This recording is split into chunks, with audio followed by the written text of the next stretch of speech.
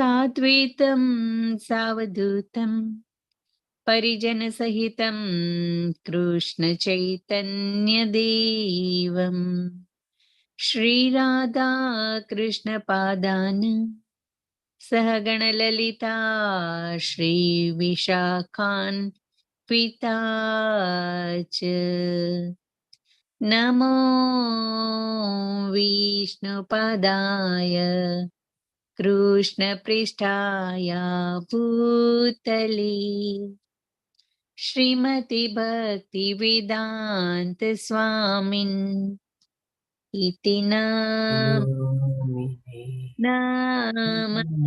सरस्वती देवी गौरवाणी प्रचारिणी निर्विशेष शून्यवादी पाश्चात्यारिणी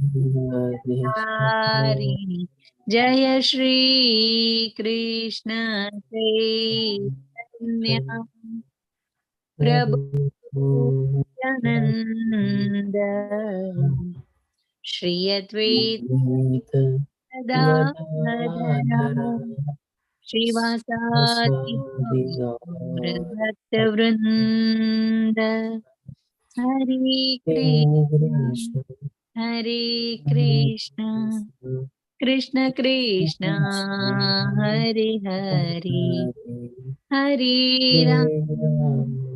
हरे राम राम राम हरे हरे हरे कृष्ण श्रीला प्रभुपादनी जय सर्वने जय श्री कृष्ण हरे कृष्ण दीप्ति माता जी धन्यवाद दीप्ति माता जी हरे श्रीला प्रभुपादनी जय श्री राधा गोविंद प्रणाम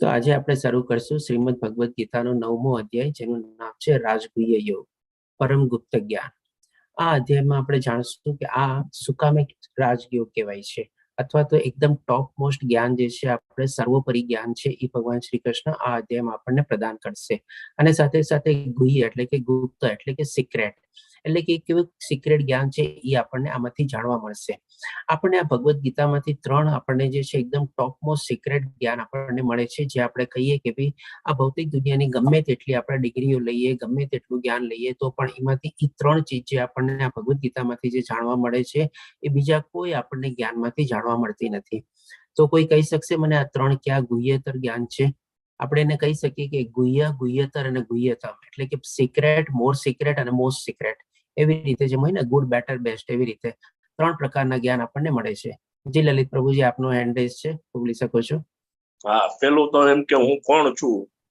અને હું શરીર નથી આત્મા છું એ ગુહ્ય જ્ઞાન પછી મારો પરમેશ્વર સાથે શું સંબંધ છે એટલે કે પરમેશ્વર છે ભગવાન છે એ બધાના હૃદયમાં રહેલા છે એ ગુહ્યતર અને મારું લક્ષ્ય શું છે બરાબર એ ગુહ્યતમ ભગવત પ્રાપ્તિ ભગવાનના શરણે જવાનું બરાબર એકદમ સરસ રીતે કીધું લલિત પ્રભુજી ખૂબ ખૂબ ધન્યવાદ આપ રિપીટર છો એ રીતે જાણીને બી ખુશી થઈ કે ભાઈ આપને યાદ છે અને તરત આપનો હેન્ડ રેઝ થઈ ગયો અને આપણે એકદમ પ્રોપર જવાબ આપ્યો તો આ પ્રમાણે જે પ્રમાણે કીધું કે 3 આપણે ટોપ મોસ્ટ આપણે સિક્રેટ જ્ઞાન જે છે જે ભગવદ ગીતામાંથી મળે છે સૌપ્રથમ તો આપણને પોતાની ઓળખાણ એટલે કે આપણે કોણ છીએ તો કે આપણે શરીર નહીં પણ આપણે આત્મા છીએ પછી બીજું ગુહ્યતર એટલે કે એનાથી પણ વધારે સિક્રેટ જ્ઞાન તો કે ભાઈ આપણે આત્મા છીએ બરાબર છે આપણું ઉદ્ગમ સ્થાન શું છે આપણે ક્યાંથી આવ્યા છે અને આપણે એમની સાથે કેવી રીતે જોડાયેલા છે એટલે કે એ આપણને મળે છે બીજું જ્ઞાન તરીકે કે ભાઈ આપણે પેલું શરીરની આત્મા અને બીજું આપણે ભગવાન શ્રી કૃષ્ણ દ્વારા જ આપણે ઉદ્ભવેલા છીએ અને એમની સાથે જ આપણે જોડાયેલા છીએ આપણે એમના અંશ તરીકે છીએ અને પછી હવે અહીંયા આવ્યા પછી આપણે કરવાનું શું એટલે કે આપણા જીવનનું લક્ષ્ય શું છે આપણને આ મનુષ્ય શરીર મળ્યો મનુષ્ય દેહ મળ્યો તો આ મનુષ્ય દેહમાં આપણે શું કરવાનું છે આપણને કેમ આપણને કોઈ પ્રાણીનો દેહ નથી મળ્યો કેમ આપણને મનુષ્ય દેહ મળ્યો અને આ મનુષ્ય દેહ મળ્યો છે તો આપણે એને કેવી રીતે સદુપયોગ કરવાનો છે તો કે આપણે ભગવાનની સેવા કરી ભગવાનની ભક્તિ કરી આપણે એના ધામમાં પાછું પડવા જવાનું છે એટલે કે આપણે વિખૂટી પડેલી જે આત્મા છીએ એમના અંશરૂપી આપણે ફરીથી આપણું બેક ટુ ગોડ હેડ આપણે કેમ આપણે સાંજના ઘરે જઈએ એવી રીતે આપણે મનુષ્ય જીવન મળેલું છે આપણને, તો એનો સદુપયોગ કરીને આપણા જીવનનું લક્ષ્ય છે એટલે કે એ આપણે ફરીથી પાછા ભગવાનના ધામમાં આપણે જવાનું છે. એટલે કે આ 3 જ્ઞાન જે છે એ આપણને મળે છે. અને આ 3 જ્ઞાન જો આપણે સમજી લઈએ તો આપણે જીવનને આપણે છે ને સરસ રીતે આપણે સદુપયોગ કરી શકીએ. આપણા જીવન રૂપી આપણને જે કંઈ પણ આપણે કરવાનું હોઈએ છીએ, નહીં કે ભૌતિક દુનિયાના મોહ માયાના આકર્ષણમાં ફસાઈને ફરીથી પાછી જન્મ મૃત્યુ જરા વ્યાધિની તકલીફમાં વારા ઘડી એમાં ફસાઈવા કર્યા રહીને આપણે આપણા જીવનનું લક્ષ્ય જાણીને આપણે પોતાને મુક્તિ અને મોક્ષના માર્ગ તરફ આપણે આગળ વધારી શકીએ છીએ. એટલા માટે આપણે આ જ્ઞાનને આપણે ટોપમોસ્ટ અથવા સર્વોપરી જ્ઞાન તરીકે બી લઈ શકીએ છીએ. અને બીજું એટલા માટે સર્વોપરી જ્ઞાન કે આપણને આ જો જ્ઞાન મળી જશે આપણને, તો જ આપણે છે ને આપણે જીવનનું આપણે સરસ રીતે યુઝ કરી શકશું. નહીં તો શું છે, જે ભૌતિક દુનિયાનું જે કાંઈ પણ આપણે જ્ઞાન મેળવીએ છીએ એ કાંઈ આપણી સાથે નથી જવાનું, પણ આ જે જ્ઞાન જે છે એ આપણને ઉચ્ચતર લોક તરફ લઈ જવામાં મદદરૂપ થશે અને ડેફિનેટલી આ જ્ઞાન આપણી સાથે કેરી ફોરવર્ડ બી થાય છે. એટલા માટે આપણે કહી શકીએ કે એકદમ ટોપમોસ્ટ જ્ઞાન છે અને એકદમ ટોપમોસ્ટ સિક્રેટ જ્ઞાન છે. અને એવી જ રીતે ભગવાન શ્રી કૃષ્ણ આપણને આ અધ્યાયમાં બધું સરસ રીતે સમજાવશે. આપણે એક રીતે કહીએ તો આ 9મો અધ્યાય છે ને આપણે 7મો અધ્યાય જોયો ને, જ્ઞાન વિજ્ઞાન યોગ, એનું એક્સટેન્શન રૂપે જ લઈ શકીએ. 7મા અધ્યાયના અંતમાં ભગવાન શ્રી કૃષ્ણ કહે છે કે મૃત્યુ સમયે પણ મને જે યાદ કરી મને પ્રાપ્ત કરી શકે છે. એટલે કે ઇમિડિયેટલી અર્જુનના મનમાં 8 પ્રશ્ન ઉઠે છે. એટલે કે ભગવાન શ્રી કૃષ્ણ પહેલા 8 પ્રશ્નનો જવાબ આપે છે, જે આપણે 8મા અધ્યાયમાં જોયું અક્ષર બ્રહ્મ યોગમાં. અને એવી જ રીતે પછી આપણે ભગવાન શ્રી કૃષ્ણ જે 7મા અધ્યાયમાં જ્ઞાન વિજ્ઞાન યોગમાં જે જ્ઞાન દેવા જઈ રહ્યા હતા એને આપણે આગળ વધારે છે. અને આ 9મા અધ્યાયને એવી રીતે આપણે અલગ સેપરેટ કરેલો છે, કારણ કે પહેલા ભગવાન શ્રી કૃષ્ણ અર્જુનના પ્રશ્ન આપે છે અને ફરીથી પાછું જે પોતાને જ્ઞાન આપવાનું હોય છે એને આપણે ફરીથી શરૂ કરે છે. એટલા માટે આપણે આને આ રીતે 7મા અધ્યાયનું એક્સટેન્શન રૂપે બી આપણે લઈ શકીએ. તો રાજ ગુહ્ય યોગ અથવા 9મો અધ્યાય પરમ ગુહ્ય જ્ઞાન ગુપ્ત જ્ઞાન આપણને મળશે. તો ભગવાન શ્રી કૃષ્ણ પહેલા શ્લોકમાં કહે છે કે શ્રી ભગવાને કહ્યું, હે અર્જુન, કારણ કે તું મારાથી ઈર્ષ્યા ક્યારેય કરતો નથી, તેથી તને આ પરમ ગુહ્ય જ્ઞાન તથા અનુભૂતિ જણાવું છું, જેને જાણીને તું સંસારના બધા કલેશથી મુક્ત થઈ જઈશ. તો જેમ ભગવાન શ્રી કૃષ્ણ 7મા અધ્યાયમાં કહે છે ને પેલા અર્જુનને વળી સાંભળ, એટલે કે ધ્યાનથી સાંભળ, તો એવી જ રીતે પણ અહીંયા છે ને એક ઇન્ટ્રોડક્શન તરીકે ભગવાન શ્રી કૃષ્ણ પહેલા કહે છે કે ભાઈ તું મારી ક્યારે ઈર્ષ્યા કરતો નથી, એટલા માટે હું તને આ ગુહ્ય જ્ઞાન જણાવીશ અને એની અનુભૂતિ બી તને ખબર પડશે અથવા તું એને બી જાણી શકીશ. તો આજની તારીખમાં આપણે જોઈએ છીએ આ ભૌતિક દુનિયામાં આપણે શું છે, ક્યાંક ને ક્યાંક છે ને આપણા મનમાં બધા પ્રતિ છે ને કોઈક એવી ખોટ અથવા ઈર્ષ્યા અથવા એવી ટાઈપની ભરેલું હોય છે. કહેવાય છે ને કે માણસ પોતાના દુઃખે જેટલો દુઃખી નથી હોતો, એના કરતા વધારે છે ને એના પાડોશી અથવા બીજા કોઈના સુખને જોઈને પોતે દુઃખી થાય છે. એટલે કે શું છે, ક્યાંક ને ક્યાંક એવો ઈર્ષ્યા ભાવ રહેલો હોય. જેમ કે માની લો આપણે રહેતા હોય એક જગ્યાએ, આપણા પાડોશીએ કે અથવા કોઈ બીજા કોઈ સારું ઘર લઈ લીધું અથવા કોઈ સારી ગાડી લીધી હતી, તરત આપણા મનમાં થાય ક્યાંથી લીધી હશે, કેવી રીતે લીધી હશે, આવી રીતે તો આમ થાય નહીં, આટલો મોટો છલાંગ તો મારી ન શકે, આટલું તો આમ થઈ ન શકે. એટલે પેલા છે ને આપણા મનમાં આવા કંઈક ને કંઈક મનગળત બધા વિચારો આવવા માંડે અને પછી આપણે શું છે, ઠીક છે ચાલો હવે મનને મનાવી લઈએ તો વાત અલગ છે, પણ પેલા તો આપણે છે ને આવો ઈર્ષ્યા ભાવ અથવા જે આપણે ટ્રુ સેન્સમાં છે ને એકચ્યુઅલી ઈર્ષ્યા ભાવ છે. ભલે પછી આપણે એકદમ એવી રીતે નથી કેળવતા, પણ શું છે આપણે એવી ટાઈપની પહેલા ઇમિડિયેટ ભાવના અથવા ઇમિડિયેટ ટાઈપનું આપણું રિએક્શન એવું હોય છે.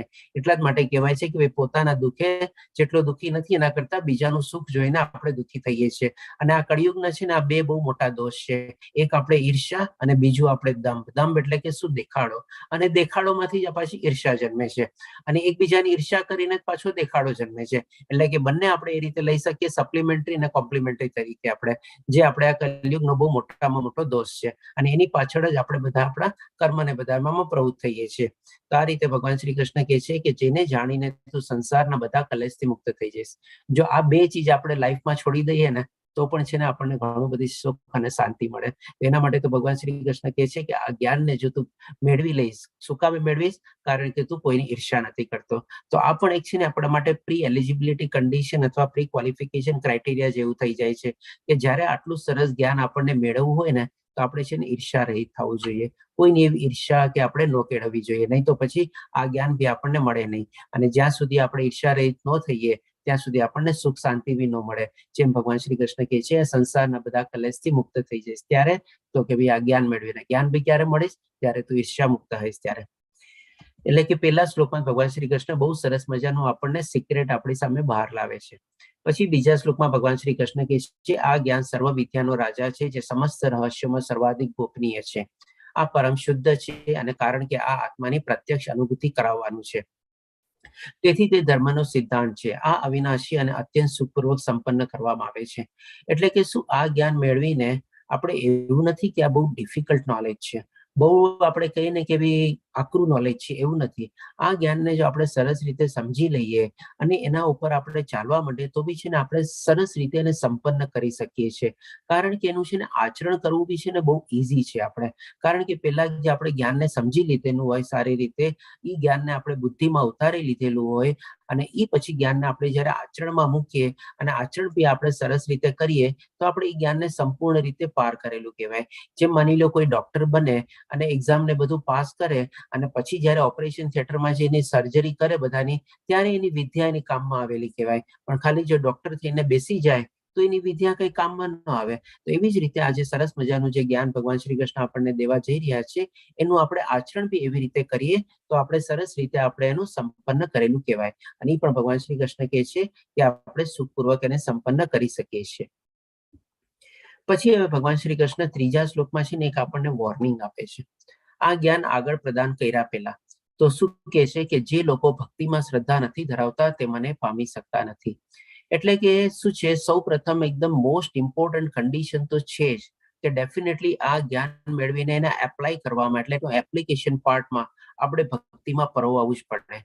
જ્યાં સુધી આપણે ભક્તિમાં ન પરોવાઈએ ત્યાં સુધી ઈ જ્ઞાનનું આપણે એપ્લિકેશન પાર્ટ આપણે આગળ નથી વધી શકતા. અને ખાલી જો આપણે જ્ઞાન મેળવીને આપણે બેસી જઈએ, જે માની લો ડોક્ટર એક્ઝામ પાસ કરીને ઘરે બેસી ગયો તો શું કામનું આપણે? એટલે એક જાતનું કહીએ ને કે knowledge not used is a garbage. એ ખાલી આપણા માઇન્ડમાં કચરો ભરવા જેવું થયું. એટલે કે આ જ્ઞાન આપણે મેળવીને આપણે એને એપ્લાય તરીકે એટલે કે ભક્તિમાં પરોવાવું જ જોઈએ. અને જો આપણે ભક્તિમાં પરોવાઈએ તો પછી આપણને શું રિઝલ્ટ મળે છે, અથવા તો જે લોકો ભક્તિમાં નથી પરોવાતા એને શું રિઝલ્ટ મળે છે, એ પણ ભગવાન શ્રી કૃષ્ણ કહે છે. તેથી એવા લોકો આ ભૌતિક જગતમાં જન્મ મૃત્યુના માર્ગ પર પાછા આવતા રહે છે. એવા લોકો એટલે કેવા લોકો? જે લોકો ભક્તિમાં પરોવાતા નથી, ભગવાનની સેવામાં ને એમાં માનતા નથી. તો એ આ ભૌતિક દુનિયામાં એટલે કે આ મૃત્યુ લોકમાં કન્ટિન્યુઅસલી ચક્કરની જેમ જ ફેરે રાખે છે. જેમ આપણે એક જાયન્ટ વ્હીલ હોય ને, ઉપર નીચે, જેવો જે અહીંયાથી દેહ ત્યાગ કર્યો નથી, ફરીથી એની રિટર્ન ટિકિટ ઓટોમેટિકલી બુક થયેલી જ હોય છે, અને ફરીથી પાછું એને અલગ અલગ યોનિમાં અથવા અલગ અલગ શરીરમાં એને પાછું આવવું જ પડે છે, અને જન્મ મૃત્યુ જરા વ્યાધિની તકલીફ ભોગવવી જ પડે છે. એટલે કે આ રીતે જ્ઞાન પ્રદાન કર્યા પહેલા ભગવાન શ્રી કૃષ્ણ આપણને અહીંયા વોર્નિંગ સિગ્નલ આપી દે છે. પછી હવે ભગવાન શ્રી કૃષ્ણ આપણને જ્ઞાન પ્રદાન કરવાનું શરૂ કરે છે ચોથા શ્લોકથી. સૌ પ્રથમ કહે છે કે આ સંપૂર્ણ જગત મારા અવ્યક્ત રૂપ દ્વારા વ્યાપક છે. એટલે કે ભગવાનનું જે રૂપ છે એ આપણી સામે એવી રીતે પ્રગટ થતું નથી, એટલા માટે અવ્યક્ત રૂપ તરીકે ભગવાન શ્રી કૃષ્ણ કહે છે. અને એમના અવ્યક્ત રૂપ દ્વારા બધું એમનાથી આ બધું વ્યાપક થયેલું છે, અથવા બધું એક્ઝિસ્ટન્સમાં આવેલું છે. સમસ્ત જીવ મારામાં રહે છે, પણ હું એમનામાં નથી. તો આને સમજવા માટે બી આપણે જોઈએ, કારણ કે આ ચોથો, પાંચમો અને છઠ્ઠો 3 શ્લોક છે ને આપણને એપરન્ટલી એટલે કે બહારની રીતે આપણને થોડા કોન્ટ્રાડિક્ટરી લાગશે, પણ જયારે આપણે એને અંદર રીતે અથવા એને ઊંડે ઉતરીને જયારે સમજવાની કોશિશ કરશું ને તો આપણને બહુ સરળતાથી સમજાઈ જશે.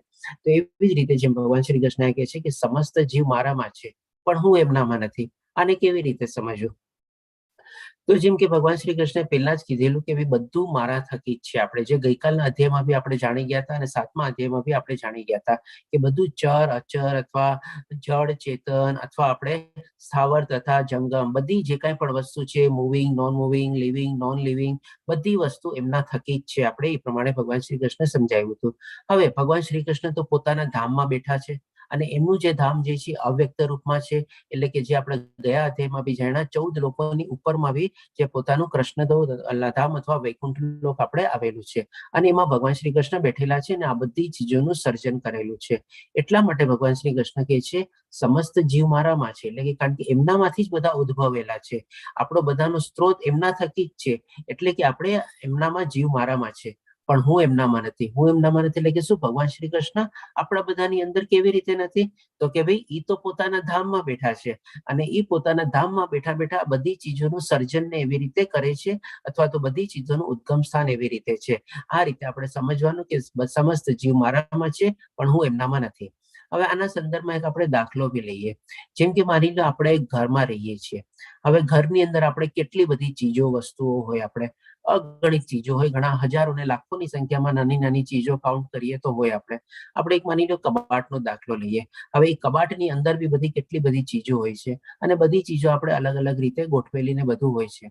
હવે જેમ કે આ ઘરમાં આપણે એક એક્ઝામ્પલ બહારથી આપણે જોઈએ, આ બધી ચીજો શું ઘરમાં આવેલી છે, બરાબર છે, પણ શું એ ઘર એ બધી ચીજોની અંદર છે? તો કે નથી. આપણે ઘરનું એક સેપરેટ એક્ઝિસ્ટન્સ પોતાનું છે.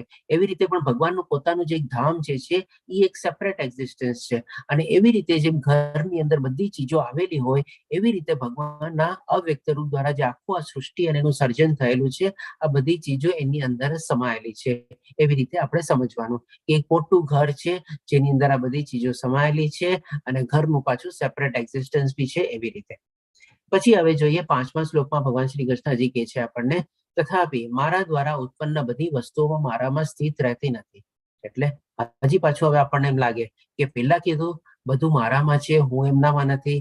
હવે પાછું ભગવાન શ્રી કૃષ્ણ કહે છે બધી વસ્તુઓ મારામાં સ્થિત રહેતી નથી. તો કેવી રીતે? આપણે તો જેમ આપણે ઘરનો દાખલો લીધો, બધી વસ્તુઓ ઘરની અંદર છે, બરાબર છે. એવી જ રીતે જયારે ભગવાન શ્રી કૃષ્ણનું જે ધામ જે છે, આ બધું જે સૃષ્ટિનું જે બધું સર્જન છે, એ બધું પોતે પકડીને બેઠા છે. શું બધું પોતાની પાસે પોતાના કંટ્રોલમાં રાખીને બેઠા છે?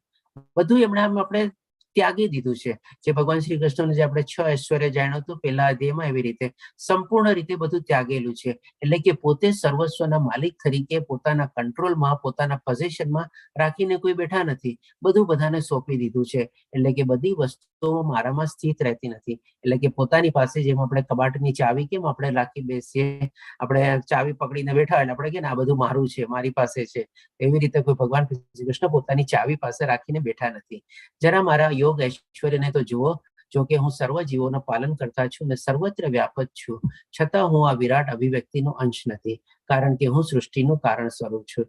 એટલે કે અંશ શું કામે નથી? તો કે ભાઈ પોતે પોતાના ધામમાં અલગ રીતે સેપરેટ એક્ઝિસ્ટન્સ તરીકે ત્યાં બેઠેલા છે અને આ બધી સૃષ્ટિનું સર્જન કરીને પોતે એવી રીતે ત્યાં છે. એટલા માટે ભગવાન શ્રી કૃષ્ણ કહે છે કે અભિવ્યક્તિનો અંશ નથી, એટલે કે પાર્ટ નથી. કારણ કે શું કામે પાર્ટ નથી? તો કે બધું સર્જન કરીને એમણે ત્યાગી દીધું છે, બધું સોંપી દીધું છે, બધું બધાના સુપ્રત કરી દીધું છે, બધાના હવાલે કરી દીધું છે. એવી રીતે પછી હવે ભગવાન શ્રી કૃષ્ણ આખી ચીજ સમજાવવા માટે એક સરસ મજાની કમ્પેરિઝન બી આપે છે 6ઠા શ્લોકમાં. તો કહે છે કે જે પ્રકારે સર્વત્ર પ્રવાહમાં પ્રબળ વાયુ સદૈવ આકાશમાં સ્થિત રહે છે. આપણે જોઈએ છીએ કે આપણે જ્યાં જઈએ છીએ ત્યાં આપણને આકાશ દેખાય છે. એટલે એકવાર આપણને લાગે કે આકાશ આપણને ફોલો કરે છે, પણ શું આકાશ આપણને ફોલો કરે છે? આકાશ તો બધી જગ્યાએ સર્વત્ર છે અને એવી જ રીતે સ્થિર થયેલું છે, પણ આપણને એવો આભાસ થાય છે. અને હજી આગળ થોડાક જોઈએ તો વાયુ, એટલે કે વાયુ પણ ક્યાં સ્થિત હોય છે? તો કે આ સમગ્ર આકાશમાં અને બધામાં વાયુ રહેલો જ છે આપણને. તો એ રીતે કમ્પેરિઝન આપીને કહે છે કે જેમ વાયુ આખા આકાશમાં અને સર્વત્ર છવાયેલું છે, જેમ આકાશ અને સર્વત્ર વાયુની પણ મોજૂદગી છે આકાશની સાથે સાથે, એવી રીતે એ જ પ્રકારે સમસ્ત ઉત્પન્ન પ્રાણીઓ મારામાં સ્થિત છે, જાણો. એટલે કે આ કમ્પેરિઝન આપીને ભગવાન શ્રી કૃષ્ણ આપણને સમજાવે છે આકાશ અને વાયુ જે બંને શું છે, એક સાથે સાથે ચાલે આપણને અને એક સાથે જોડાયેલા રહીએ. એવી જ રીતે આ જે બ્રહ્માંડ ચાલે છે અથવા તો જે આપણે સૃષ્ટિ ચાલે છે, એમાં જે આપણે બધા જીવો છીએ અને જે ભગવાનનું ધામ છે, એ પણ એક સાથે સાથે એ પ્રમાણે બધું લઈને ભગવાન શ્રી કૃષ્ણ ચાલે છે. આમ ભગવાન શ્રી કૃષ્ણ આપણને સમજાવે છે. થોડા ઘણા 2-3 શ્લોક ડિફિકલ્ટ હતા સમજવામાં, પણ મેં પ્રયાસ કર્યો આપણને સરળ ભાષામાં સમજાવવાની. આઈ હોપ કે ક્લિયર થયું હશે. અને તેમ છતાં જો કોઈ પ્રશ્ન હોય તો આપણે અંતમાં ડેફિનેટલી લેશું આના સંદર્ભમાં. પછી હવે 8મા શ્લોકમાં ભગવાન શ્રી કૃષ્ણ કહે છે સંપૂર્ણ વિરાટ જગત મારા આધીન છે. એ મારી ઈચ્છાથી વારંવાર સ્વત પ્રગટ થતું રહે છે અને મારી જ ઈચ્છાથી અંતે નષ્ટ થઈ જાય છે. એટલે કે આપણે 4થા અધ્યાયમાં જાણ્યું હતું કે ભાઈ બ્રહ્માજીનું પણ એક આયુષ્ય છે. તો એ સંદર્ભમાં આપણે આ શ્લોકને આપણે કનેક્ટિંગ લિંક તરીકે જોઈએ તો જેમ ભગવાન શ્રી કૃષ્ણ કહે છે કે મારી જ ઈચ્છાથી વારંવાર પ્રગટ થાય છે. એટલે કે ભગવાન બ્રહ્માજીના પણ સ્ત્રોત ભગવાન શ્રી કૃષ્ણ જ છે, આપણે જે ગર્ભોદક્ષ વિષ્ણુથી આપણે જાણ્યા હતા એ પ્રમાણે. અને મારી જ ઈચ્છાથી અંતે નષ્ટ થાય છે. તો જયારે બ્રહ્માજીનું બી આયુષ્ય કમ્પ્લીટ થાય છે ત્યારે ફરીથી પાછું બધું સૃષ્ટિનો વિનાશ થાય છે અને એમનામાં જ પાછું, એટલે કે કોનામાં? ભગવાન શ્રી કૃષ્ણમાં જ આપણે વિલીન થઈ જાય છે. અને એ રીતે ભગવાન શ્રી કૃષ્ણ આપણને એ સમજાવે છે. હવે આ ચીજને પણ સમજવા માટે છે ને કમ્પેરિઝન લઈએ અથવા આપણે દાખલો લઈએ. જેમ કે સાગરના મોજા છે. હવે સાગરના મોજા શેમાંથી ઉદ્ભવે છે? કોણ કહેશે મને? હરે કૃષ્ણ. બહુ ઈઝી સવાલ છે આ તો. ચેટ બોક્સમાં લખી શકો છો અથવા જવાબ બી આપી શકો છો. જી લલિતજી, વિનીતામાં ક્યાંથી ઉદ્ભવે છે? પવન આવે છે ને એના કારણે ધક્કો લાગે છે પાણીને અને પછી સાગરના મોજા ઉત્પન્ન થાય છે. અને પવન ન હોય તો બી શું સાગરના મોજા નથી ઉછળતા? ઉછળે પણ ઓછા ઉછળતા હશે. એટલે ટૂંકમાં એનો મતલબ શું કે ભાઈ જે સાગરના મોજા જે ઉત્પન્ન થાય છે અથવા ઉદ્ભવે છે ક્યાંથી થાય છે? તો કે સાગરમાંથી જ થાય છે. હવે ઈ મોજા ઉછળે છે શેના પ્રમાણે? તો કે ભાઈ વાયુના પ્રમાણે. બરાબર છે, પણ ઉદ્ગમ સ્થાન તો એનું સાગર જ થયું. સાગરમાંથી સમુદ્રના મોજા બધા ઉદ્ભવ્યા. હવે ઈ મોજા ઉછળીને પાછા વિલીન શેમાં થાય છે? સાગરમાં જ. સાગરમાં જ. એટલે કે ઉછળે બી છે એમાંથી અથવા તો ઉત્પન્ન બી એમાંથી થાય છે, ઉદ્ભગમ સ્થાન બી એમાંથી છે. ગમે તેટલા ઉછળે અને પાછા વિલીન બી તો એમાં જ થાય છે. તો એવી જ રીતે જયારે ભગવાન શ્રી કૃષ્ણ જયારે સૃષ્ટિનું સર્જન કરે છે એમનાથી જ એમના અંદરથી જ આખી સૃષ્ટિનું સર્જન થાય છે અને સૃષ્ટિ પ્રમાણે ચાલે છે. જેમ સાગરના મોજા આગળ વધે છે, ઊંચા થાય છે અને આગળ વધે છે, એવી રીતે આ સૃષ્ટિ ચાલે છે. અને ફરીથી પાછું જેમ સાગરનું મોજું વિલીન થઈ જાય છે સાગરમાં, એવી રીતે જયારે એનો સમય આવે છે ત્યારે આ સૃષ્ટિ પણ આપણે વિલીન થઈ જાય છે અથવા નાશ પામે છે. અને નાશ પામીને પાછી શેમાં સમાઈ જાય છે? તો કે ભગવાન શ્રી કૃષ્ણમાં સમાઈ જાય છે. આ રીતે આપણે એને સમજી શકીએ. પછી હવે 9મા શ્લોકમાં ભગવાન શ્રી કૃષ્ણ કહે છે, હે ધનંજય, આ સર્વ કર્મો મને બાંધી શકતા નથી. હવે આ સર્વ કર્મો એટલે કેટલા કર્મો? અત્યાર સુધી ભગવાન શ્રી કૃષ્ણ આપણને અલગ અલગ અધ્યાયમાં પોતે ક્યાં ક્યાં કર્મો કરે છે બતાવ્યું. તો કોણ મને કહેશે અત્યાર સુધીમાં આપણે ભગવાન શ્રી કૃષ્ણના ક્યાં ક્યાં કર્મો વિશે જાણ્યા આપણે? કારણ કે ભગવાન બી તો કર્મ કરે છે. 5મા અધ્યાયમાં પણ ભગવાને કૃષ્ણ કીધેલું જ હતું કે મારે બી કર્મ તો કરવું જ પડે છે.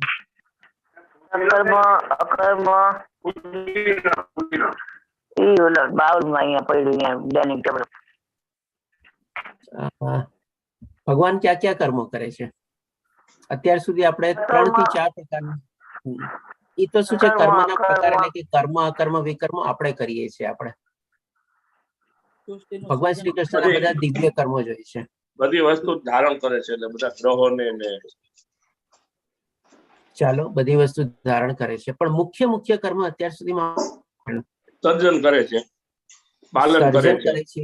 બરાબર છે, સર્જન કરે છે, ધારણ કરે છે, પાલન કરતા છે, પોષણ કરતા છે, બધાના હિતેચ્છુ છે, બધું આપણે જાણ્યું 5મા અધ્યાયમાં એ પ્રમાણે. બરોબર, ઓકે. એ એક કર્મને આપણે સમાવી લઈએ, બધી ચીજોને. એના સિવાય બીજા દિવ્ય કર્મ ક્યાં ક્યાં?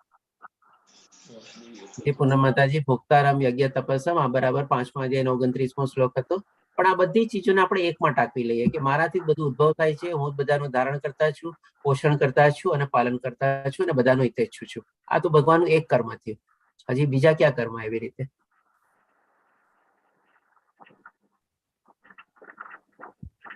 નથી યાદ આવતું? જન્મ કર્મ ચ દિવ્યમ, બરોબર છે, ઓકે. ચાલો આપણે જોઈએ. હવે 4થા અધ્યાયમાં સૌપ્રથમ પહેલા ભગવાન શ્રી કૃષ્ણ પોતાના કર્મો વિશે બતાવે છે કે ભાઈ મારા જન્મની અથવા તો મારા પ્રાગટ્યની જે અથવા તો અવતરિત થવાની જે પ્રક્રિયા જાણે છે અને સાથે સાથે જે મારા દિવ્ય કર્મો જાણી જાય છે એને મોક્ષ અથવા મુક્તિ પ્રાપ્ત થાય છે અને મારા ધામને પામે છે. તો આપણે જન્મ કરવાની અથવા તો અવતરિત અથવા પ્રગટ થવાની પ્રક્રિયા જાણી હતી 4થા અધ્યાયમાં. પછી હવે ભગવાન શ્રી કૃષ્ણ એ જ અધ્યાયમાં આપણને પોતાના દિવ્ય કર્મો વિશે જણાવે છે. સૌ પ્રથમ આપણને શું કહે છે કે મારા ભક્તોનો આપણે રક્ષણ કરવા માટે, દુશ્મનોનો, દુષ્ટનો એટલે વિનાશ કરવા માટે અને ધર્મની પુનઃસ્થાપના કરવા માટે. તો આ પણ બધાના ભગવાન શ્રી કૃષ્ણના કર્મો છે અને બધા દિવ્ય કર્મો છે. એટલે કે ઈ એક થયું જે પૂનમ માતાજી ટાઈપ કરે છે, બરોબર છે, ઓકે. એટલે ઈ સંજ્ઞા. પછી ઈ જ અધ્યાયમાં ભગવાન શ્રી કૃષ્ણ પોતાના હજી એક કર્મ બતાવે છે. ક્યાં બતાવે છે? તો કે ભાઈ વર્ણ વ્યવસ્થા. આ 4 વર્ણ વ્યવસ્થાની રચના મેં પોતે કરેલી છે, તેમ છતાં પણ હું એનાથી અલિપ્ત છું. એટલે કે એ આપણને બીજું કર્મ મળે છે. પછી આપણને 7મા અધ્યાયમાં ત્રીજું કર્મ મળે છે. 12મા, 13મા અને 14મા શ્લોકમાં ભગવાન શ્રી કૃષ્ણ આપણને ત્રિગુણી માયા વિશે બતાવે છે કે આ ત્રિગુણી માયા મેં પોતે જ ઉદ્ભવેલી છે અને મારા થકી છે અને હું એનો નિયંતા છું. એ આપણે જાણ્યા હતા. અને અત્યારે 9મા અધ્યાયમાં પણ ભગવાન શ્રી કૃષ્ણ આપણને એ સમજાવે છે કે આખું જગત ને બધું મારા આધીન છે, મારાથી એટલે કે ફરીથી પાછું જે આખું સૃષ્ટિનું જે સર્જન કરવાનું છે એ પણ ભગવાન શ્રી કૃષ્ણનું કર્મ છે, એનો જે વિનાશ થાય છે એ પણ ભગવાન શ્રી કૃષ્ણનું કર્મ છે, અને ફરીથી પાછું પુનઃ સર્જન થાય છે એ પણ ભગવાન શ્રી કૃષ્ણનું કર્મ છે. તો આવી રીતે 3 થી 4 આપણે ભગવાન શ્રી કૃષ્ણના દિવ્ય કર્મ વિશે જાણ્યું. એટલા માટે ભગવાન શ્રી કૃષ્ણ કહે છે આ સર્વ કર્મો મને બાંધી શકતા નથી. જે તારે ચોથા અધ્યાયમાં બી કીધું હતું, અત્યારે ફરીથી કહે છે હું જાણે કે ઉદાસીન રહેલો હોઉં તેમાં સર્વ ભૌતિક કર્મોથી સદૈવ વિરક્ત રહ્યો છું. એટલે કે ન્યુટ્રલ રહે છે હંમેશા, કોઈ રીતે એમાં ફળની આશા બી નથી, અને જે પોતે કર્મ કર્યા છે એનો સ્વામિત્વ ભાવ બી નથી કે આ બધું તો મારા થકી જ છે, મેં જ એને ઉદ્ભવેલું છે, એવો કોઈ અહંકાર તો છે જ નહીં, સ્વામિત્વ ભાવ બી નથી, અને સાથે સાથે ફળોનો બી ત્યાગ કરેલો છે. એટલા માટે ભગવાન શ્રી કૃષ્ણ કહે છે એનાથી હું વિરક્ત રહું છું. અને એક અહીંયા ભગવાન શ્રી કૃષ્ણ વિશેષણ બી વાપરે છે, ઉદાસીન રહેલો. ઉદાસીન રહેલાનો મતલબ શું? આપણે તો આને સમજવા માટે બી એક આપણે એક્ઝામ્પલ લઈએ. માની લો એક આપણે અદાલત હોય, અદાલતનો એક આપણે ન્યાયાધીશ હોય. હવે ન્યાયાધીશના સામે અસંખ્ય કેસો આવતા હોય, કોઈ કચોરીનો કેસ આવતો હોય, કોઈક બીજા ટાઈપના કેસ આવતા હોય, કોઈક મારકૂટનો કેસ આવતો હોય, કોઈકની હત્યાનો કેસ આવતો હોય, બધા કેસો આવતા હોય, અને બધામાં આપણે એક મુજરીમ તરીકે એમાં ઉભેલા હોય, અને બે પક્ષો જયારે દલીલ કરે અને પછી જયારે એને મુજરીમ તરીકે સાબિત થઈ જાય પુરાવાના આધારે, ત્યારે શું ન્યાયાધીશ પોતે પોતાનો ચુકાદો આપે.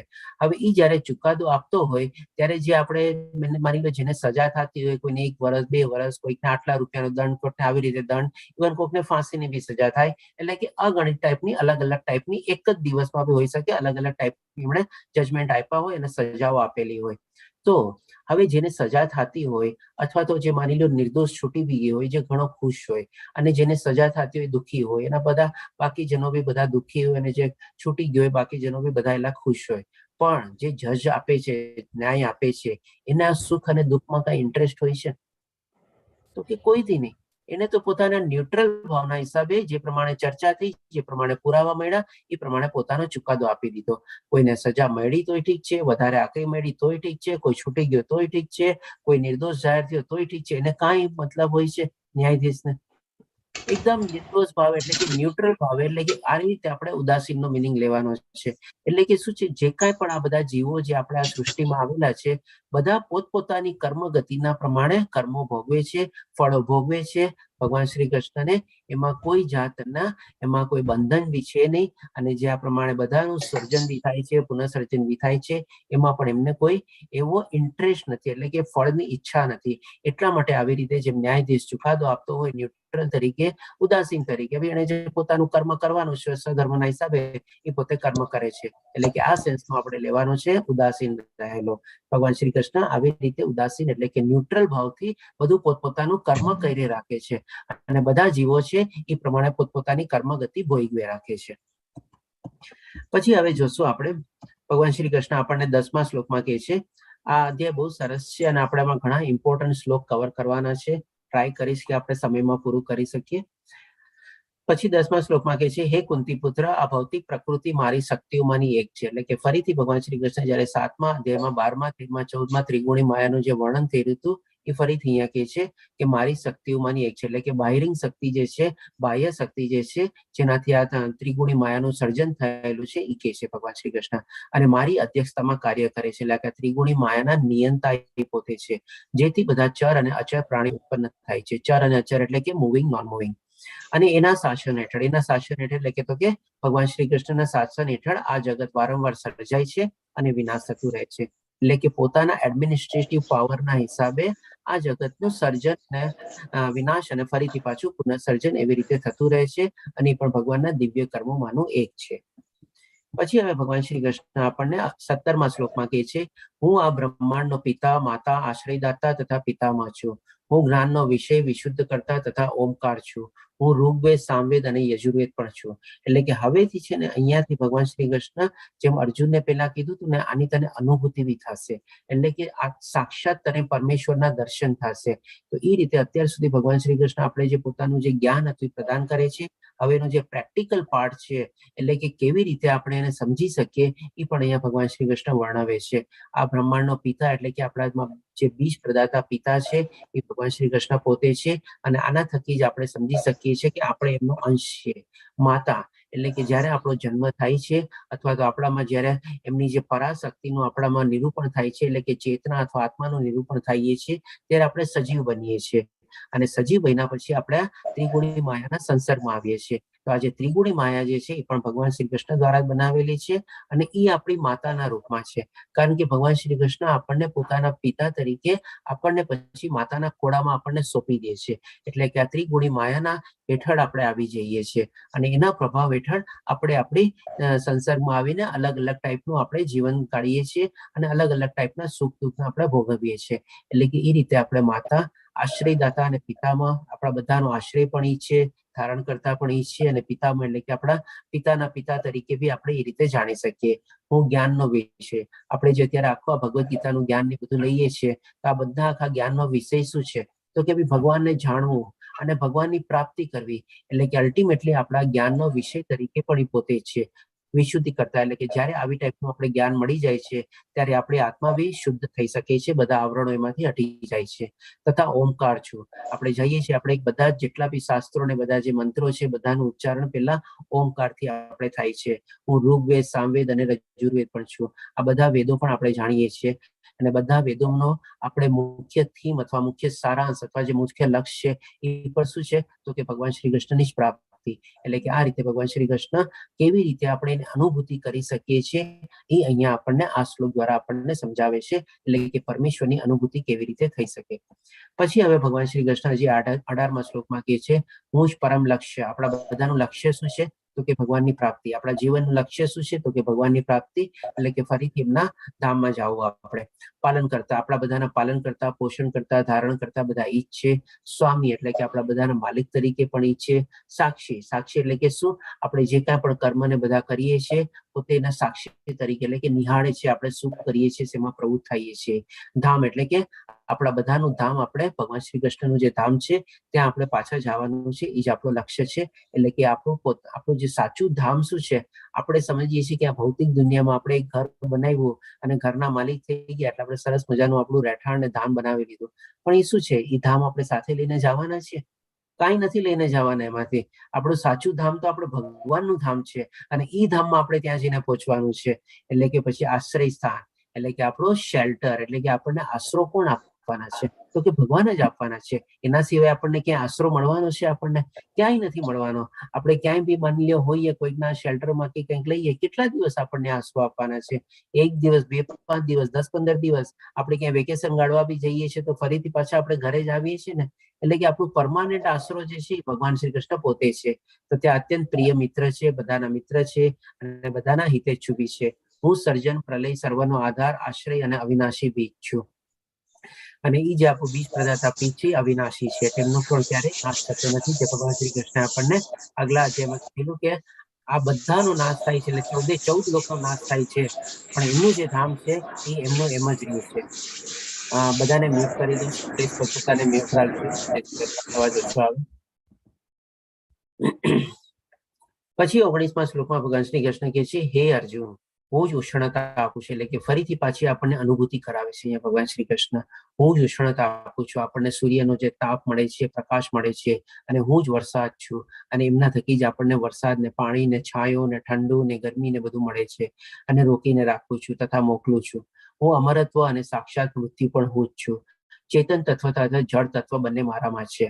હવે આને થોડુંક આપણે સમજી લઈએ. હું અમરત્વ છું. અમરત્વ અને સાક્ષાત મૃત્યુ પણ હું જ છું. અમરત્વ કેવી રીતે છે ભગવાન શ્રી કૃષ્ણ?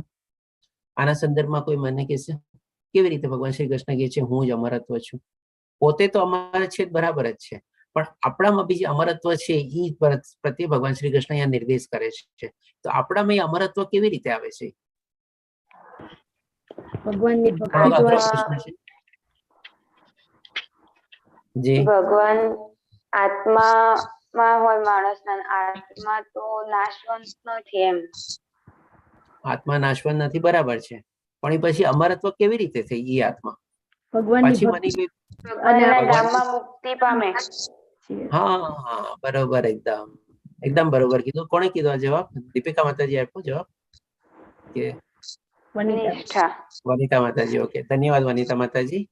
તો ઈ જે આત્માને જે અમરત્વ ક્યારે પ્રાપ્ત થાય છે? જ્યારે ઈ આત્મા મોક્ષ અથવા મુક્તિ પામે છે અને મોક્ષ અને મુક્તિ પામીને પછી ભગવાન શ્રી કૃષ્ણના ધામમાં પહોંચી જાય છે અને ત્યારે પછી આપણે અમરત્વ પામે છે અને પછી ત્યારે અમરત્વ પામીને કરે છે શું તો કે ભગવાન શ્રી કૃષ્ણનો આપણે સહવાસ ભોગવી શકે છે, એમની સાથે એમની સેવાનો એમને ચાન્સ મળે છે, એમની સાથે રમવાનો, ઉઠવા બેસવાનો બધું એને લાભ મળે છે, એટલે કે ત્યારે એ રીતે એ અમરત્વ પ્રાપ્ત કરે છે અને પછી સાક્ષાત મૃત્યુ પણ ઓછો, મૃત્યુ તો આપણે બધા જાણીએ જ છીએ અને પછી કે છે કે ચેતન તત્વ તો જળ તત્વ બંને મારામાં છે. આ કેવી રીતે આને સમજવું? ચેતન તત્વ અને જળ તત્વ કેવી રીતે બધું ભગવાન શ્રી કૃષ્ણમાં છે? કોઈ કા દાખલો આપી શકે આના સંદર્ભમાં?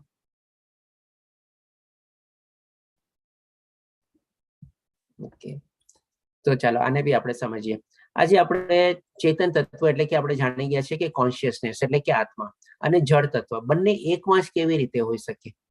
આજે જેમ કે આપણી સામે આપણે વૃક્ષો, ઝાડ, પાન બધા જોઈએ છીએ, એ શું મૂવ કરી શકે? મુવમેન્ટ હોય એનામાં? ન હોય.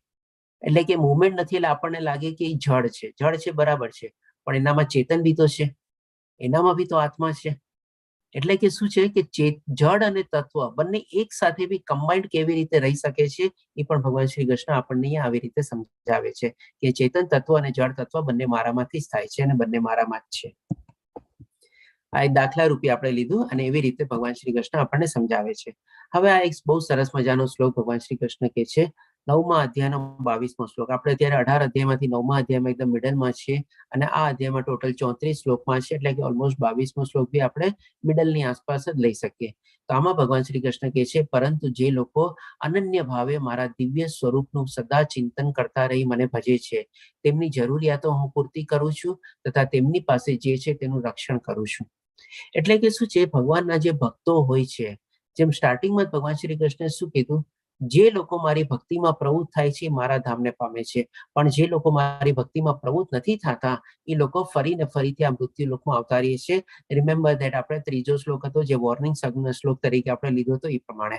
તો એ જ રીતે ભગવાન શ્રી કૃષ્ણ અહીંયા આપણને સમજાવે છે કે જે લોકો મારા ભક્ત હોય છે ને, ત્યારે જે ભક્તિ નથી કરતા એ તો કહી દીધું, પણ જે ભક્તો હોય છે એને પણ શું ફળ મળે છે? અહીંયા ભગવાન શ્રી કૃષ્ણ કહે છે એની જરૂરિયાતો હું પૂરી પાડું છું અને એમની પાસે જે રક્ષણ છે એ પણ કરું છું. એટલે કે શું છે, ભક્તે કોઈની પાસે ભગવાન પાસે માગવાની જરૂર નથી હોતી. ભગવાનને બધું ખબર હોય છે, અંતર્યામી છે કે ભાઈ મારા ભક્તોને શેની જરૂરિયાત છે અને એ પ્રમાણે એની બધી જરૂરિયાતો પૂરી પાડે છે અને એની પાસે જે હોય છે એનું રક્ષણ બી કરે છે. એટલે કે આપણે કહી શકીએ કે ભાઈ આપણને કોઈ જાતનું કોઈ ઇન્સ્યોરન્સ કે એનું બી આપણને જરૂર ન પડે. ઘણી વાર આપણે શું, આપણી જે માલ મિલકત આ તે બધાનો આપણે ઇન્સ્યોરન્સ કરાવતા હોઈએ, પણ અહીંયા આ તો બધું થયું આપણે ભૌતિક દુનિયાના સંદર્ભમાં. હવે આના આધ્યાત્મિક સંદર્ભમાં આપણે કેવી રીતે સમજીએ કે ભાઈ ભક્તોને શેની જરૂરિયાત હોય? આપણે કોઈ મને કહેશે? આપણે બંને દાખલા આપી શકીએ છીએ, ભૌતિક દુનિયાના અને આપણે આધ્યાત્મિક દુનિયાના બંનેના, કે ભગવાન કેવી રીતે એના ભક્તોની જરૂરિયાત પૂરી પાડે છે અને ભગવાન કેવી રીતે એના ભક્તો પાસે જે છે એનું રક્ષણ બી કરે છે. હરે કૃષ્ણ. જીવનીતા માતાજી. જેમ કે આપણે કંઈ પણ જોતું હોય કે આપણે મનમાં નક્કી કરીએ અથવા તો એના પ્રત્યે બાળકો જ છે તો એ પરીક્ષામાં તૈયારી કરે છે, પછી એનું રિઝલ્ટ છે તો બાળકો એમ કે મારો પહેલો નંબર આવશે, તો એને એમને પહેલો નંબર નથી આપતો, પણ ભગવાન એને પ્રેરિત કરે છે અને બાળક એ તરફ આગળ વધે છે, મહેનત કરે છે અને પછી ભગવાન એનું ફળ આપે છે. એટલે કર્મ પણ આપણી પાસે કરાવે છે અને પછી આપણને ફળ આપે છે. ઓકે, ધન્યવાદ માતાજી, બહુ સરસ રીતે આપણે એક્સપ્લેન કર્યું. હવે મને કહો કે ભગવાને શ્રી કૃષ્ણ કેવી રીતે એવી રીતે એના ભક્તોની જરૂરિયાતો પૂરી પાડી છે અને એના ભક્તો પાસે જે છે તેનું રક્ષણ બી કર્યું છે, એના સંદર્ભમાં કોઈ દાખલો આપે મને? સુદામાજી, બરોબર. ઓકે, સુદામાને શું જરૂરિયાત હતી એમને ઓટોમેટિકલી ખબર પડી જાય છે અને જરૂરિયાત પૂરી પાડે છે. હવે રક્ષણ કર્યું છે એના માટે કોઈ દાખલો આપે? પ્રહલાદ મહારાજનું રક્ષણ કર્યું છે જ્યારે હિરણ્યકશ્યપ એમનો ઘણીવાર ઘણા પ્રયત્નો કરે છે એમને મારવાનું, તેમ છતાં પણ ભગવાન શ્રી કૃષ્ણનું રક્ષણ કરે છે. પૂનમ માતાજી ટાઈપ કરે છે દ્રૌપદીનું, એમનું જયારે વસ્ત્રાહરણની કોશિશ કરવામાં આવેલી હતી ત્યારે પણ ભગવાન શ્રી કૃષ્ણ એમનું રક્ષણ કરે છે. તો આ રીતે આપણે જોયું કે ભગવાન શ્રી કૃષ્ણ કહે છે કે એના ભક્તોની જરૂરિયાત પૂરી કરું છું અને રક્ષણ કરું છું. આ તો આપણે સિંચા ભૌતિક દુનિયાના આધારે, એટલે કે આપણી મટીરિયલ રિક્વાયરમેન્ટ ને બધું જે હોય, અથવા તો આપણે એવી કોઈ ઈચ્છા કરીએ, જે પ્રમાણે વનિતા માતાજી એક્ઝામ્પલ આપ્યો, એક્ઝામમાં પાસ થવાની અથવા પહેલો માર્ક મેળવવાની અને એવી જ રીતે આ બધા પણ એક્ઝામ્પલ આપ્યો, સુદામાજીનો, દ્રૌપદીજીનો, એ બધું એ ભૌતિક દુનિયાના રિલેશનમાં થયું. આપણે હવે આને આધ્યાત્મિક રીતે કેવી રીતે સમજવું? જે નિષ્ઠા માતાજી કે છે મીરાબાઈ, બરોબર, એ પણ બરાબર છે. ભક્તોનું રક્ષણ કર્યું હતું, મીરાબાઈનું રક્ષણ કર્યું હતું શ્રી ભગવાન શ્રી કૃષ્ણ. હવે આને આધ્યાત્મિક રીતે આપણે કેવી રીતે સમજવું? માની લો જે ભક્ત હોય તો સૌ પ્રથમ એની પહેલી જરૂરિયાત શું હોય? આપણે તો કે ભાઈ ભગવાનની ભક્તિમાં પોતે સરસ રીતે આપણે આગળ વધે. કારણ કે જે સાચા ભક્તના લક્ષણ શું છે? એના ભૌતિક દુનિયાના સંદર્ભમાં કોઈ એવું ન હોય, આપણને વધારે ઇન્ટરેસ્ટ ન હોય, કારણ કે એ બધું ટેમ્પરરી નહીં છે. એને તો ભગવાનની ભક્તિમાં વધારે ઇન્ટરેસ્ટ હોય. તો એ ભગવાનની ભક્તિ એટલે કે એનો જે દ્રઢ નિશ્ચય જે છે એમાં છે ને આપણને મદદરૂપ થાય છે, અથવા આપણી જરૂરિયાતો પૂરી પાડે છે અને આપણું રક્ષણ બી કરે છે. હવે આ બધી ચીજને આપણે આધ્યાત્મિક રીતે આપણે એક જ દાખલામાં રીતે લઈએ, બંને ચીજ આવી જશે. આપણે અર્જુનનો દાખલો લઈએ. જ્યારે અર્જુન આપણે મોહિત થાય છે યુદ્ધભૂમિના, કુરુક્ષેત્રના યુદ્ધભૂમિમાં, ત્યારે એ મોહિત થાય છે એટલે કે એનું જ્ઞાન હરાઈ જાય છે. હવે ત્યારે એને જ્ઞાનની જરૂરત હતી. ત્યારે ભગવાન શ્રી કૃષ્ણ એને આ ભગવદ્ ગીતાનું જ્ઞાન આપે છે, એટલે કે એને મોહ બધો દૂર કરે છે, એટલે કે એને ભક્તિ માર્ગમાં ફરીથી ભગવાન શ્રી કૃષ્ણ તરફ વાળે છે અને એનો સ્વધર્મ શું છે એ બધું એને બતાવે છે અને સ્વધર્મ રૂપે એ પ્રમાણે આગળ વધે છે. તો આ રીતે ભગવાન શ્રી કૃષ્ણ એને જે જ્ઞાનની જરૂરત હતી એ જ્ઞાન એને ત્યારે પ્રદાન કરે છે અને એનું રક્ષણ કરે છે. રક્ષણ કેવી રીતે કરે છે? તો કે ભાઈ એ આપણે વિચલિત ન થાય, એના સ્વધર્મથી વિચલિત ન થાય. એ જ્ઞાન પ્રદાન કરીને એક જ કારણથી ભગવાન શ્રી કૃષ્ણના જે બંને રૂપ છે બંને આપણને એ રીતે અર્જુનને આપે છે અને અર્જુન ફરીથી એનો સ્વધર્મ પોતાને યાદ આવી જાય છે. પોતાની જે વિસ્મરણ થઈ ગયું હતું, બધી એની સ્મૃતિ ખોવાઈ ગઈ હતી, કે મારું જ્ઞાન હરાઈ ગયું હતું, મોહિત થઈ ગયું હતું, એ બધું જ્ઞાન દ્વારા આપણને મળી જાય છે. અને પછી રક્ષણ શેનું થાય છે? તો કે ભાઈ અધર્મના માર્ગ ઉપર નથી જતો અને ફરીથી પાછું ધર્મના માર્ગ ઉપર આપણે પ્રવૃત્ત થાય છે, પોતાનો સ્વધર્મ માર્ગ નિભાવવામાં પ્રવૃત્ત થાય છે. એટલે કે એવી રીતે ભગવાન શ્રી કૃષ્ણનું રક્ષણ બી કરે છે. અને યુદ્ધમાં આપણે જાણીએ છીએ કે ભગવાન શ્રી કૃષ્ણના નિયતા થઈને પોતે એક શસ્ત્ર ઉપાડ્યા વગર એક ખાલી સારથી બનીને, સારથી એટલે કે આપણે કહી શકીએ કે એક જાતનો આપણે ડ્રાઈવર તરીકે થયા અને સારથી તરીકે ભગવાન શ્રી કૃષ્ણ પણ કેટલો મહત્વનો પાર્ટ ભજવે છે આપણે મહાભારતના યુદ્ધમાં. ડગલે ને પગલે ભગવાન શ્રી કૃષ્ણ પોતાના પાંડવને, ભાઈઓને બધાને સલાહ આપે છે, સૂચન આપે છે અને કેવી રીતે યુદ્ધ માર્ગમાં આપણને આગળ રીતે વધવામાં મદદ કરે છે અને યુદ્ધમાં વિજય બી બનાવે છે. એટલે કે બધી જગ્યાએ એમનું રક્ષણ બી કરેલું હોય છે ભગવાન શ્રી કૃષ્ણ. અર્જુનનું બી ભગવાન શ્રી કૃષ્ણ રક્ષણ કરે છે, ભીષ્મ પિતામહથી, ગુરુ દ્રોણથી, કર્ણથી, એવી રીતે. તો આ બધાથી પાંડવો પણ સરસ રીતે સુરક્ષિત હતા, કારણ કે બધા એમના ભક્તો હતા અને એમને જે જયારે જોતું હતું એ પ્રમાણેનું જ્ઞાન બી પ્રદાન કરે છે. તો આ રીતે આપણે આધ્યાત્મિક જર્નીમાં બી આવી રીતે લઈ શકીએ કે એક સાચા ભક્તની જરૂરિયાત હોય કે બી હંમેશા પોતે દ્રઢ નિશ્ચયપૂર્વક ભગવાનની ભક્તિમાં પરોવાયેલો રહે. અને એની પાસે જે શું છે તો કે ભાઈ ભગવાનની ભક્તિ જે છે એ જેનું જે છે મોટી મિલકત છે. તો એ એની જે મિલકત છે એટલે કે એમાંથી એને વિચલિત થતો રોકે, એટલે કે એ રીતે એનું રક્ષણ કરે એના ભક્તોનું, કે મારો ભક્ત ક્યાંય વિચલિત ન થવો જોઈએ. કારણ કે ત્રિગુણી માયા એટલી પરાક્રમી છે, ગમે તે ક્ષણે આપણને ભોગવા માટે આપણને કહીએ ને કે આવૃત કરતી જ રહે છે, એટ્રેક્ટ કરતી જ રહે છે. એટલે કે એનાથી પણ રક્ષણ કરે છે. આ રીતે ભગવાન શ્રી કૃષ્ણ દ્વારા આપણે આ શ્લોકને આપણે સમજી શકીએ, બંને રીતે, મટીરિયલ રીતે બી અને આધ્યાત્મિક રીતે બી. હવે આપણે જોઈએ એ જ રીતે 26મા શ્લોકમાં ભગવાન શ્રી કૃષ્ણ કહે છે, જો કોઈ મનુષ્ય પ્રેમ તથા ભક્તિપૂર્વક મને પર્ણ એટલે કે પાંદડું એટલે ફૂલ, ફળ અને કે જળ અર્પણ કરે છે તો હું તેનો સ્વીકાર કરું છું. એટલે કે હવે ભગવાન શ્રી કૃષ્ણ એક આખું આમ છે ને કેમ સરસ રીતે પહેલા આપણને જ્ઞાન આપી દીધું, એ જ્ઞાનની પછી આપણને અનુભૂતિ કરાવી દીધી કે કેવી રીતે આત્મ સાક્ષાત્કાર ને બધું થઈ શકે. પછી આપણને કીધું કે કેવી રીતે ભક્તિમાં પરોવવાનું. હવે ભક્તિમાં જો આપણે પરોવાતા હોઈએ તો આપણને શું રિઝલ્ટ મળે એ બી સમજાવી દીધું. હવે ભક્તિમાં પરોવવા માટે આપણે શું શું સ્ટેપ્સ લેવા જોઈએ એના તરફ ભગવાન શ્રી કૃષ્ણ હવે આગળ વધે છે. તો આ શ્લોકમાં આપણને સમજાવે છે કે આખું એમ આર્ક તરીકે આપણે જોઈએ ને એવી રીતે સરસ રીતે ભગવાન શ્રી કૃષ્ણ આપણને આ જ્ઞાન આપે છે. એટલે કે કહે છે કે જે મનુષ્ય પ્રેમ તથા ભક્તિપૂર્વક મને પત્ર પુષ્પ ફલમ તો એમ એટલે કે 4 ચીજ વર્ણવે છે. આ 4 ચીજને બી આપણે આધ્યાત્મિક રીતે બી લઈશું અને ભૌતિક દુનિયાના હિસાબે લઈ લઈએ કે ભગવાન શ્રી કૃષ્ણ કહે છે કે આ બધાને હું સ્વીકારું છું, એટલે કે ગ્રહણ કરું છું. પર્ણ એટલે કે પાંદડું. માની લો આપણને પાંદડું તો ક્યાંયથી બી મળી જાય, જેમ કે આપણે તુલસી પત્ર લઈએ તો તુલસી પત્ર બી આપણે ભગવાન શ્રી કૃષ્ણને આપણે ધરાવી શકીએ. ફૂલ એટલે કે બી ફૂલ બી આપણને ક્યાંયથી મળી શકે, એટલે કે ક્યાંયથી બાગ બગીચામાંથી આપણે કોઈ બી એક ટાઈપનું નાનકડું ફૂલ લઈને ભગવાનને અર્પણ કરી શકીએ. ફળ બી આપણે લઈએ, જેમ કે નાનામાં નાનું આપણે કેળું બી એક્ઝામ્પલ લઈએ, એક કેળું બી આપણે ભગવાનને ધરાવીએ તો એ પણ ભગવાન શ્રી કૃષ્ણ સ્વીકારે છે અને ગ્રહણ કરે છે. અને જળ એટલે કે પાણી તો આપણને ગમે ત્યાંથી ગમે તે રીતે મળી જાય. એટલે કે આ રીતે ભગવાનની ભક્તિ કરવામાં જે રિક્વાયરમેન્ટ છે એવું નથી કે આપણે રિક્વાયરમેન્ટ મોટી છે અને આવી રીતે જેમ અહીંયા આપણે 56 ભોગ ને બધું ધરાવેલું છે એ જ કમ્પલસરી અને મેન્ડેટરી નથી. ભગવાન શ્રી કૃષ્ણ કહે છે આ 4 ચીજો બી જો કોઈ મને આપશે ને તો પણ હું એનો સ્વીકાર કરીશ. એટલે કે ડેફિનેટલી જો આવી રીતે ભગવાનનો ભોગ ને બધું ધરાવે તો સારું જ છે આપણે. પણ ઘણા લોકો કહે ને કે ભગવાનની ભક્તિ કરવી જરા ડિફિકલ્ટ છે, મારાથી આ બધું ન થાય, મને સમય નથી મળતો, હું એને એફોર્ડ નથી કરી શકતો.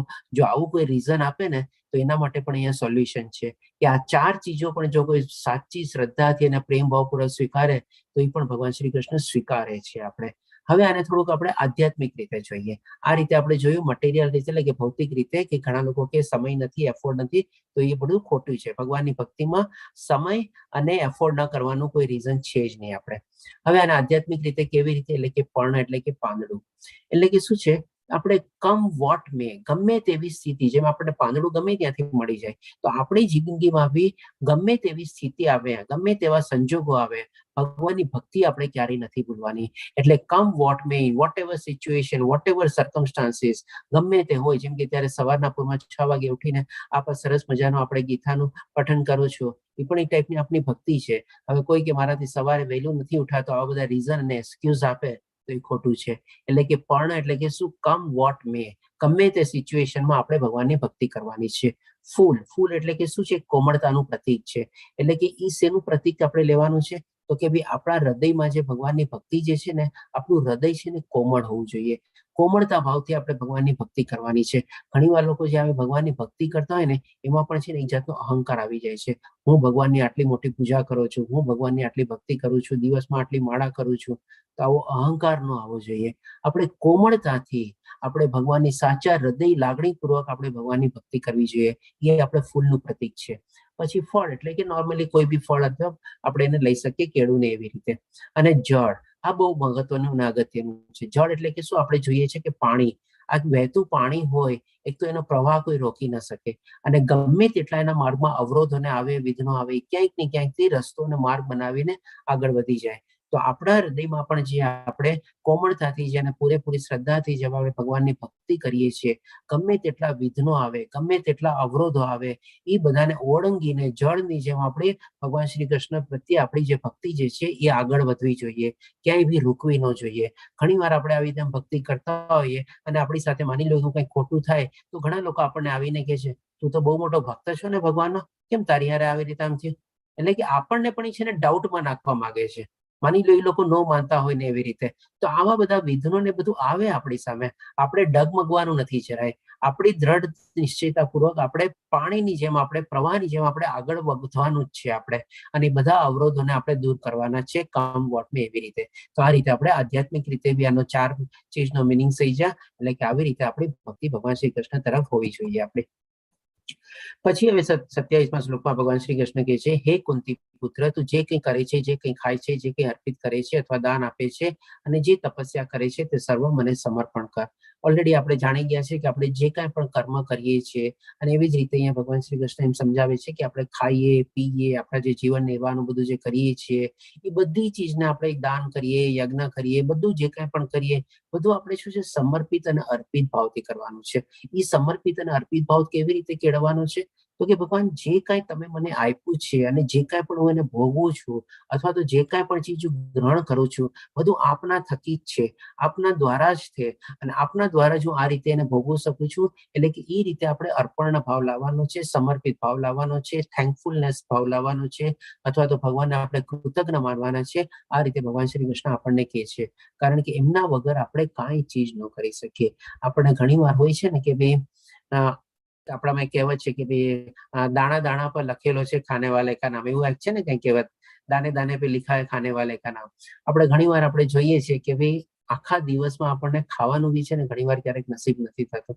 આપણી પાસે બધું હોય, ખાવા પીવાની બધી સગવડ હોય, અઢળક પૈસા હોય, બધું હોય, તો પણ આપણે 2 ટાઈમ શાંતિથી જમી નથી શકતા.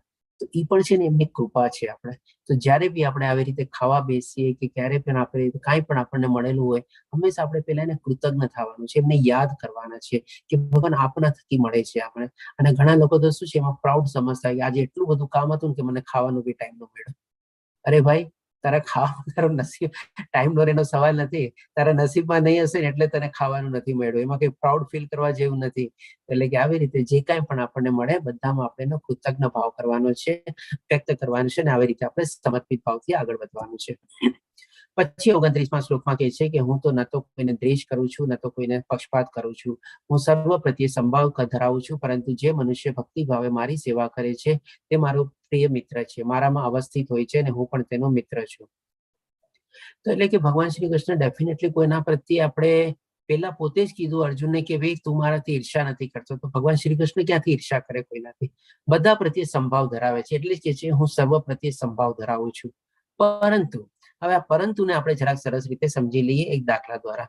માની લો આપણે મા બાપ હોય અને એમના 2-3 સંતાનો હોય, એમાં પુત્ર અને પુત્રી બધાનો સામેલ હોય.